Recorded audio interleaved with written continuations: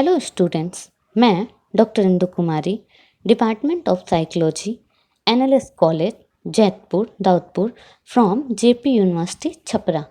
आज मैं UG part 3 के स्टूडेंट्स के लिए पेपर 5 में रिसर्च के अंतर्गत ही साइकोलॉजिकल रिसर्च के बारे में चर्चा करने जा रही हूँ कि मनोवैज्ञानिक शोध किसे कहते हैं। मनोवैज्ञानिक शोध को जानने से पहले हमें यह जानना ज़रूरी होगा कि हम वैज्ञानिक शोध या शोध किसे कहते हैं, आखिरकार रिसर्च किसे कहते हैं। उसके बाद ही हम यह जान पाएंगे कि मनोवैज्ञानिक शोध क्या कहलाता है। तो सबसे पहले हम यह जानते हैं कि वैज्ञानिक या साइंटिफिक शोध या साइंटिफिक रिसर्च किसे कहते हैं। तो वैज्ञानिक शोध का महत्व व्यवहार परक विज्ञान, जो व्यवहार परक विज्ञान होते हैं जैसे कि मनोविज्ञान, समाजशास्त्र, शिक्षा, इनमें बहुत अधिक होता है, बहुत ज़्यादा सर्वाधिक होता है।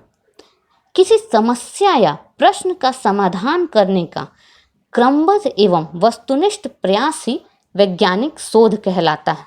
अगर हम साधारण बोलचाल की भाषा में कहें तो किसी भी समस्या का समाधान करने का क्रमबद्ध एवं वस्तुनिष्ठ प्रयास क्या कहलाता है?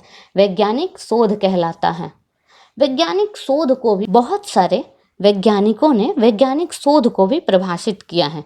इसी क्रम में कार्ल लिंगर ने अपना एक परिभाषा दिया वैज्ञानिक शोध का, और उनके अनुसार उन्होंने कहा कि स्वाभाविक घटनाओं का क्रमबद्ध, नियंत्रित, अनुभविक एवं आलोचनात्मक अनुसंधान जो घटनाओं के बीच कल्पित संबंध के सिद्धांतों एवं प्रकल्पनाओं द्वारा निर्देशित होता हो, उसे ही हम वैज्ञानिक शोध कहते हैं। स्वाभाविक घटनाओं का क्रमबद्ध, नियंत्रित, अनुभविक एवं आलोचनात्मक अनुसंधान जो कि घटनाओं के बीच कल्पित संबंधों के सिद्धांतों एवं प्रकल्पनाओं द्वारा निर्देशित होता है, उसे ही हम क्या कहते हैं? वैज्ञानिक शोध कहते हैं। इसी क्रम में बहुत सारे और भी मनोवैज्ञानिकों की परिभाषाएं हैं जिन्होंने वैज्ञानिक शोध को परिभाषित किया। शोध, इसी क्रम में एक मनोवैज्ञानिक की परिभाषा है कि शोध किसी नियंत्रित प्रेक्षण का क्रमबद्ध एवं वस्तुनिष्ठ अभिलेख एवं विश्लेषण है। क्या है? शोध किसी नियंत्रित प्रेक्षण, ऑब्जर्वेशन का क्या है? क्रमबद्ध एवं वस्तुनिष्ठ अभिलेख है। अभिलेख का मतलब कि रिकॉर्डिंग एवं विश्लेषण है, जिसके आधार पर सामान्य तौर पे नियम या सिद्धांत विकसित किया जाता है, तथा जिससे बहुत सारी घटनाएं होती हैं जो किसी खास क्रिया का परिणाम या कारण हो सकती है, को नियंत्रित कर उसके बारे में क्या किया जाता है? पूर्व कथन किया जाता है। मतलब पहले ही उसके बारे में कहा जाता है कि वो ऐसा हो सकता है करने पर। पूर्व कथन का मतलब कि पहले कहा जाता है उस चीज़ के बारे में।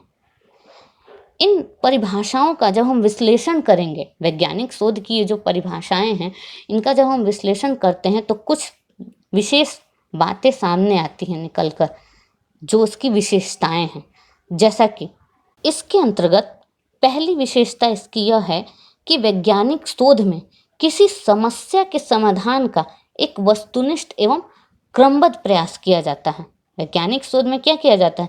किसी भी समस्या के समाधान का एक वस्तुनिष्ठ एवं क्रमबद्ध प्रयास किया जाता है, सीरियली किया जाता है, सिस्टमैटिक ढंग से।